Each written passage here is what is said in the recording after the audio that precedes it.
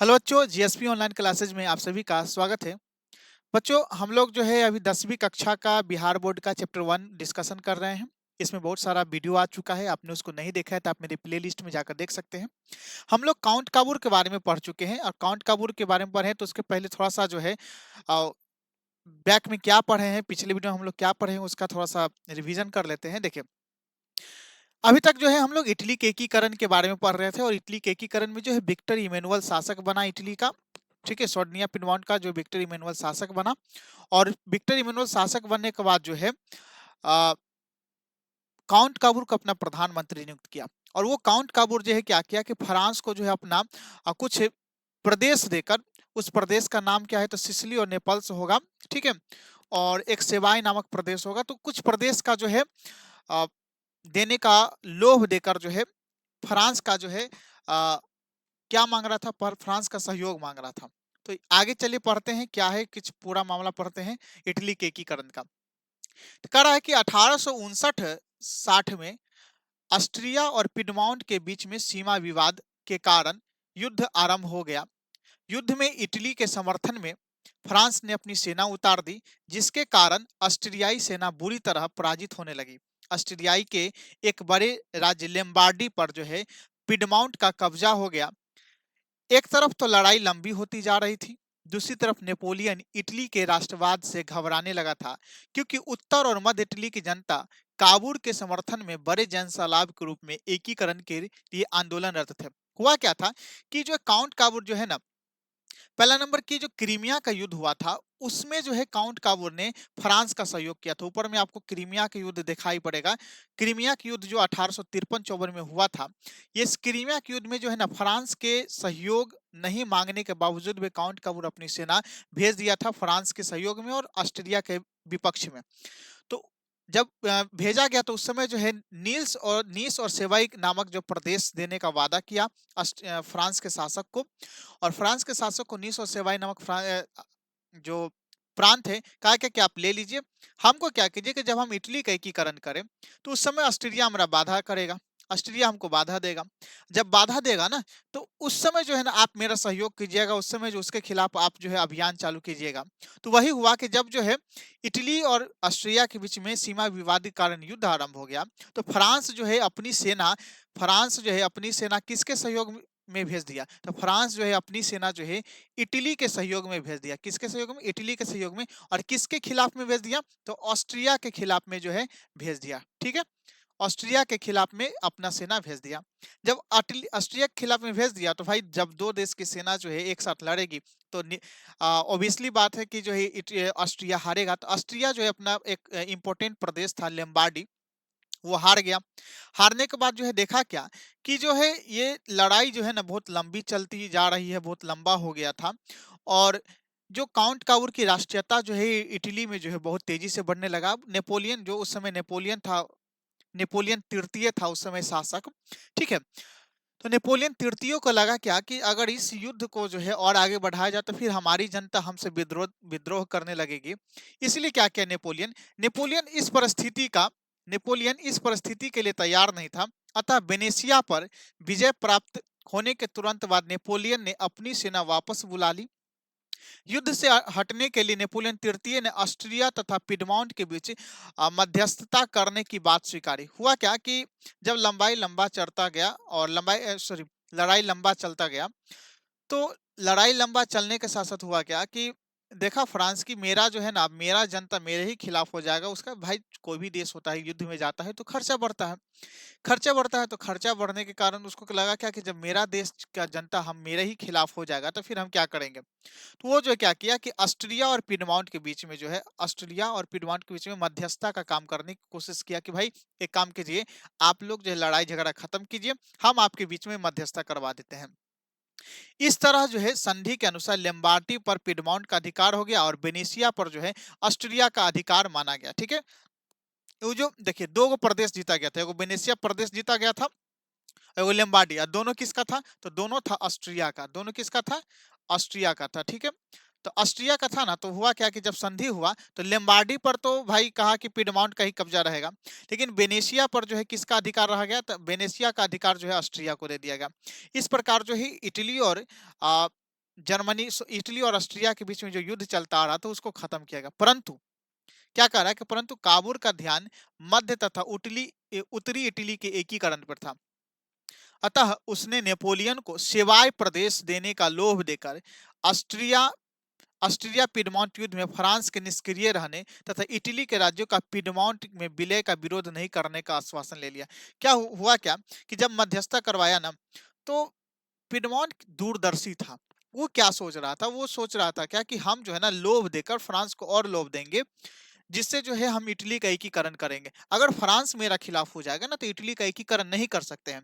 तो वो क्या किया, फ्रांस को एक लोभ दिया कि भाई जो है ना हम अपना एक सेवाई नामक आपको प्रदेश दे देंगे। कौन सा प्रदेश दे देंगे, तो सेवाई नामक आपको प्रदेश दे देंगे। यहाँ से एक प्रश्न भी बनता है कि किस प्रदेश का लोभ देकर जो है, किस प्रदेश का लोभ देकर जो है काउंट काबूर ने इटली के एकीकरण का मार्ग प्रशस्त किया, तो सेवाय नामक प्रदेश। ठीक है, तो ये सेवाय नामक प्रदेश का लोभ देकर जो है ना नेपोलियन के सामने शर्त रखा क्या कि अगर आगे भी युद्ध होता है इटली और ऑस्ट्रिया के बीच में तो आप निष्क्रिय रहिएगा। और दूसरा नंबर कि हम जो एकीकरण करेंगे तो उस एकीकरण में जो है ना आप हस्तक्षेप नहीं कीजिएगा। परंतु जो है बदले में जो है नेपोलियन ने क्या किया, जब नीस और सेवाई प्रदेश का जब लोभ दिया ना ये क्या कहते हैं काउंट काबूल, तो बदले में नेपोलियन क्या किया कि एक शर्त रख दिया। ठीक है, नेपोलियन क्या बोला कि देखिए भाई हम आपको जो है ना कोई दिक्कत नहीं करेंगे। नेपोलियन ने यह शर्त रख दी कि जिन राज्यों का विलय होगा वहां जनमत संग्रह कराए जाएंगे। नेपोलियन का कहना यह है कि भाई हम आपको कोई दिक्कत नहीं करेंगे, आप जनमत मतलब आप जो एकीकरण कीजिए, ऑस्ट्रिया से युद्ध कीजिए, उससे हमको कोई मतलब नहीं है। एक काम कीजिए, आप जिस प्रदेश को मिलाइएगा ना, हुआ क्या था कि मतलब इटली जो है ना, ये पूरा बड़ा इटली मान लीजिए, ये छोटा छोटा छोटा छोटा बहुत सारा राज्य था। ठीक है, बहुत सारा राज्य था और इस छोटे छोटे राज्य का अलग अलग राजा था, अलग अलग राजा था। तो जब भी जो है मान के चलिए पूरा इस सबको मिलाकर जो है एक पूरा देश बनाया जाएगा। जैसे भारत में 563 रियासत था, 563 रियासत को मिलाकर एक क्या बना था, एक हमारा प्यारा भारत बना था।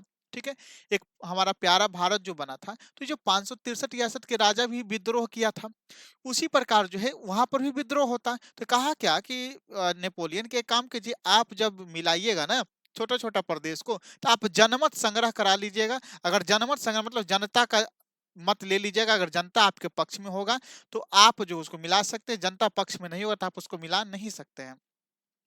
तो यहाँ पर जो है चूंकि उन रियासतों की जनता जो है पिडमॉन्ट के साथ ही इसलिए काबूल ने कूटनीति का परिचय देते हुए इसे स्वीकार कर लिया। हुआ क्या कि अब काउंट काबूल को पता था कि वहां के जितना भी जनता है सब उसके सपोर्ट में है। ठीक है, सब उसके क्या चीज में है, सपोर्ट में है। तो इसलिए कहा कि कोई दिक्कत नहीं है, हम जनमत संग्रह करवा लेंगे, आप हमको खाली इतना आश्वासन दे दीजिए कि आप जो है हमारी और इटली के मतलब इटली और ऑस्ट्रिया के जो युद्ध होगा, मतलब सर्डिनिया पिडमॉन्ट और ऑस्ट्रिया का युद्ध होगा, वो जो है उसके बीच में नहीं आएगा। एक और बात आपको बता दें कि ये जो सर्डिनिया पिडमॉन्ट है ना, ये इटली का एक सबसे बड़ा प्रदेश था। इसी मतलब छोटे छोटे प्रदेशों में से एक बड़ा प्रदेश था।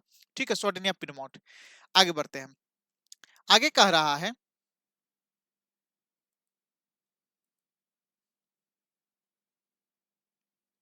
आगे क्या कह रहा है कि 1860-61 में काबूल ने सिर्फ रोम को छोड़कर उत्तर तथा मध्य इटली की सभी रियासतों जिसमें परमा, मोडेना, तस्कनी, फव्वारा, बेलेजोना आदि को मिला लिया तथा जनमत संग्रह कर इसे पुष्टि भी कर लिया।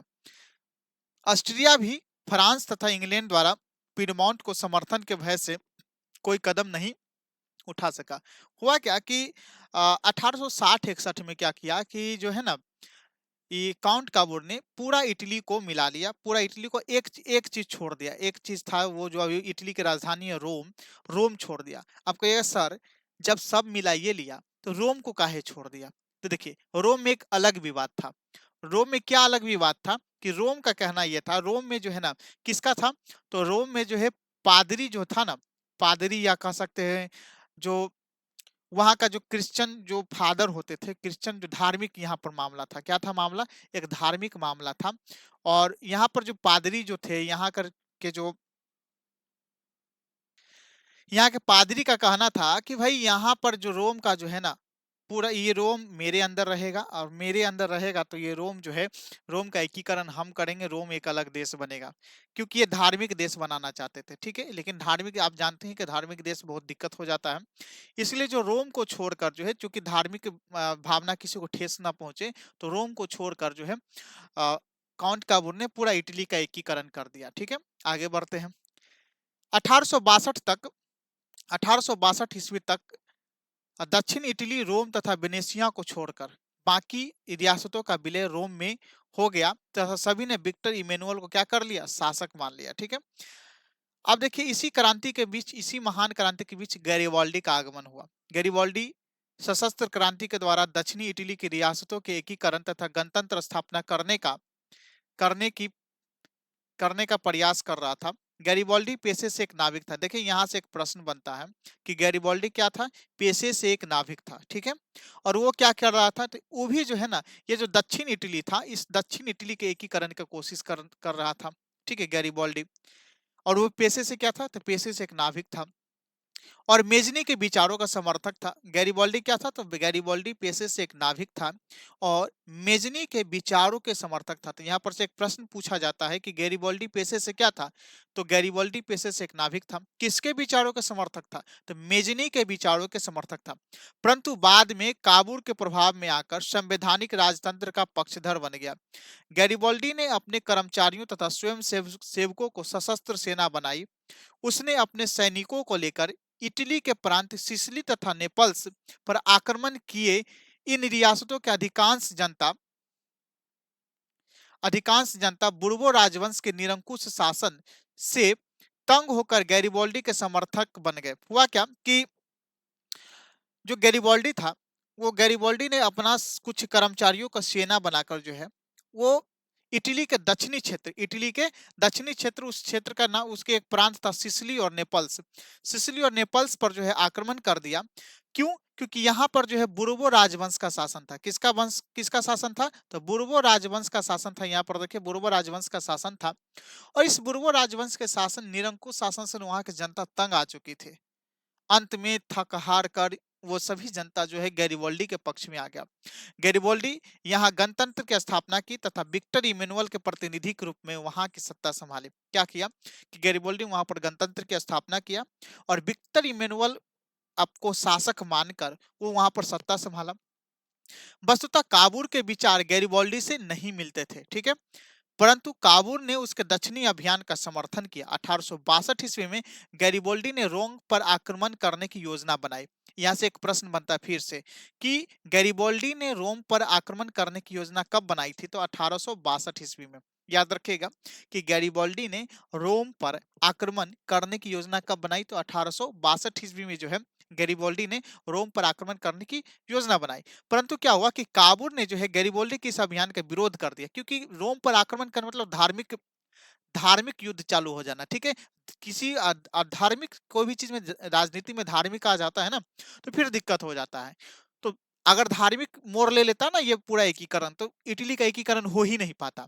ठीक है, तो गैरिबाल्डी ने गैरिबाल्डी के इस अभियान का, रोम पर आक्रमण करने का जो अभियान था, उसको जो है विक्टर इमेनुअल ने जो है, विक्टर इमेनुअल और क्या कहते हैं कि काउंट काबू ने विरोध किया। रोम की रक्षा के लिए पिडमाउंट की सेना भेज दी गई। इस बीच गैरिबाल्डी का भेंट काबूल से हुई और उसने रोम के अभियान की योजना त्याग दी। दक्षिणी इटली के जीते हुए क्षेत्र के बिना किसी संधि के गैरिबाल्डी ने किसको सौंप दिया था, विक्टर इमेनुअल को सौंप दिया। गैरिबाल्डी को दक्षिणी क्षेत्र में शासक बनने का प्रस्ताव विक्टर इमेनुअल द्वारा दिया भी गया, परंतु उसे वह अस्वीकार कर दिया और वह अपनी सारी संपत्ति राष्ट्र को समर्पित कर साधारण किसान की भांति जीवन जीने की ओर अग्रसित हो गए। त्याग और बलिदान की इस भावना के कारण गैरिबाल्डी के चरित्र को भारतीय स्वतंत्रता संग्राम के दौरान खूब प्रचारित किया गया तथा लाला राजपत राय ने इसकी जीवनी लिखी थी। यहाँ से 3-4 प्रश्न बनता है। पहला नंबर कि रोम पर आक्रमण करने की योजना कब बनाई गैरिबाल्डी ने, तो 1862 ईस्वी में। रोम पर आक्रमण करने की योजना बनाई 1862 ईस्वी में। उसके बाद दूसरा क्या हुआ कि जब वो विक्टर इमेनुअल से मिला, तो विक्टर इमेनुअल को बातचीत करने के बाद वो ये अभियान को त्याग दिया और विक्टर इमेनुअल से नहीं, काउंट काबूल से मिला। काउंट काबूल से मिला और वो अपना इस अभियान की योजना को त्याग दिया। त्याग देने के बाद जो है क्या हुआ कि अपना जितना भी क्षेत्र था दक्षिणी इटली का पूरा संपत्ति वगैरह सब जो है गैरिबॉल्डी ने पूरा संपत्ति विक्टर इमैनुअल को सौंप दिया और एक किसान के भांति जीवन जीने लगा। ठीक है, तो अब अगला प्रश्न ये बनता है कि गैरिबॉल्डी ने अंत में किसकी भांति जीवन जीना चालू कर दिया था? तो किसान के भांति जीवन जीना चालू कर दिया था। एक और प्रश्न बनता है कि गैरिबॉल्डी का जीवनी किसने लिखा? तो भारतीय स्वतंत्रता सेनानी लाला लाजपत राय ने। ठीक है, आगे है कि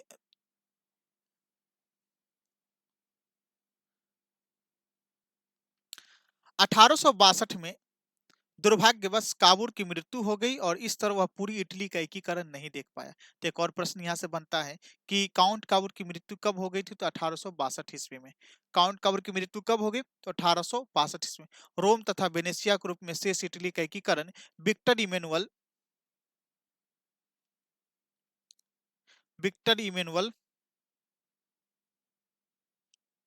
स्वयं ने किया। 1870 में 71 में फ्रांस और प्रसा के बीच युद्ध छिड़ गया। तो एक और प्रश्न बनता है कि फ्रांस और प्रसा के बीच में कब युद्ध हुआ था? तो 1870-71 में। प्रसा ये जर्मनी है, याद रखिएगा। जर्मनी का सबसे बड़ा राज्य था, प्रांत था प्रसा। ठीक है, तो फ्रांस और प्रसा के बीच में युद्ध कब छिड़ा? तो 1870-71 में, जिस कारण फ्रांस के लिए पोप को संरक्षण प्रदान करना संभव नहीं था।